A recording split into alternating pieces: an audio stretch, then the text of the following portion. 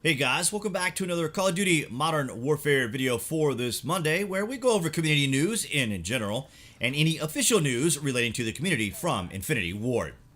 Before we get started, guys, I just wanted to announce that I am now on TikTok, so if you guys want to check out Call of Duty shorts or even some Battlefield video shorts, you can check me out there on TikTok. I'll post a link below this video, and of course you can always follow me on Twitter and Instagram.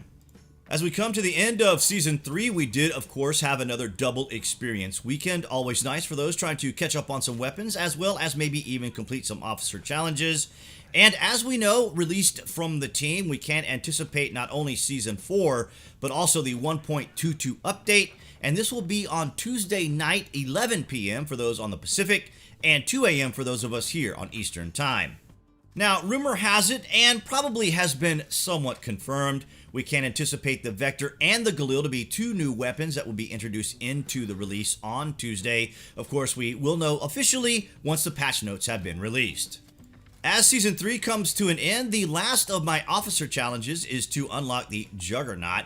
Now, I've tried at least within the last several days to do this. I have gotten it through the care package, but that didn't seem to unlock it. I had a guildmate who got it in an emergency airdrop and was able to unlock it, so at best I'm trying to at least get to some additional airdrops, or I should say emergency airdrops, to be able to get the Juggernaut unlocked. In the gameplay you see here in the background, I was trying to get it through regular kill chain, but nonetheless, guys, I hope you guys were able to get your officer challenges completed, as I'm still trying to get the Juggernaut.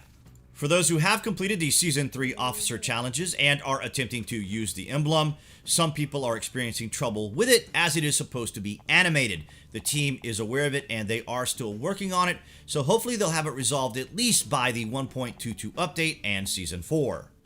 Hopefully you guys were able to complete your Season 3 Battle Pass. There was a 20-tier skip that people could use if they needed a little bit of a boost, but hopefully this weekend the double experience will be able to get you to complete the Season 3 as we move into Season 4, and I think these are a very good value as I am looking forward to the Season 4 bundle, and of course you do make some of your COD points back, so making the purchase to me is a very good value.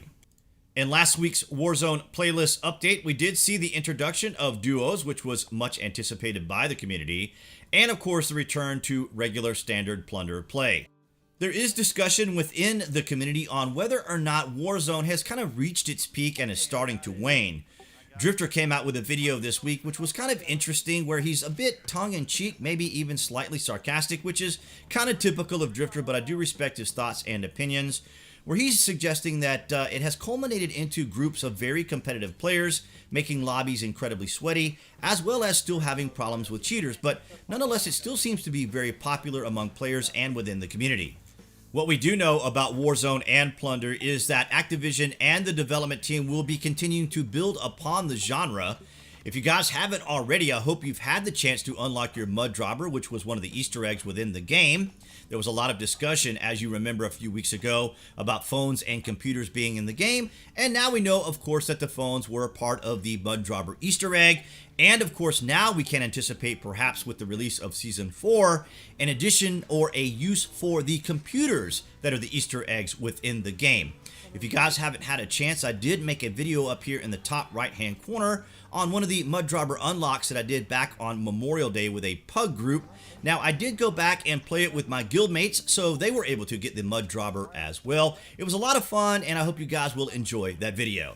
Of the Battle Royale game modes, my favorite is probably Plunder. It's one that I actually play solo as well, so not only are you competing with your fellow players in a Battle Royale style, but you're also collecting money to try to achieve that $1 million plus mark, as well as going into overtime. Then, of course, you can also complete contracts, and of course, along the way, you have that Battle Royale fighting style, so you got kind of a mixture of several different things, but I do like the environment of being able to collect the money to compete with your fellow players in that particular strategy.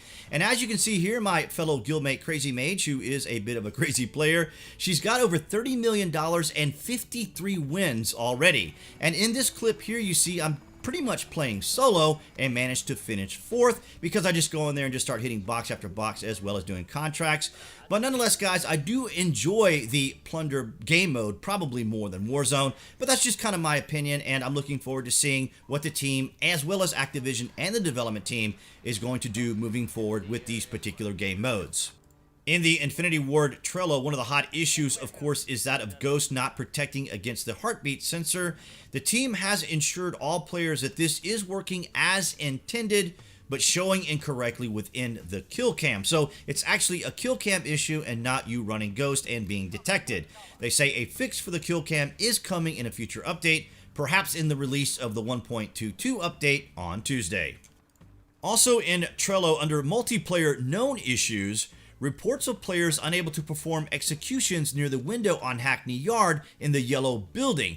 I don't know how often you guys do executions. I had to do them for unlocks for a mission and for a daily, but it seems to me if you are not absolutely perfectly behind the player, the execution just doesn't perform. I'm not sure exactly why it does that, because I mean, if you're just slightly off from that player, you just go into a melee punch or hit or whatever.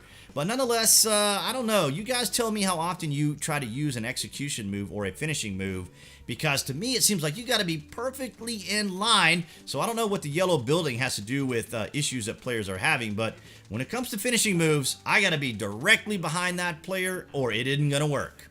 All right, guys, so that's going to wrap it up for this community news on Monday, June the 1st. I am very much looking forward to the 1.22 update along with the Season 4 Battle Pass. If you guys haven't already and you are watching this on DTube or BitChute, I would encourage you guys to give me a follow there as well. And here on YouTube, that would be the channel icon appearing there on the screen to subscribe, along with clicking notifications. That way you guys will have the latest out of Activision, Infinity Ward, Warzone, and Plunder.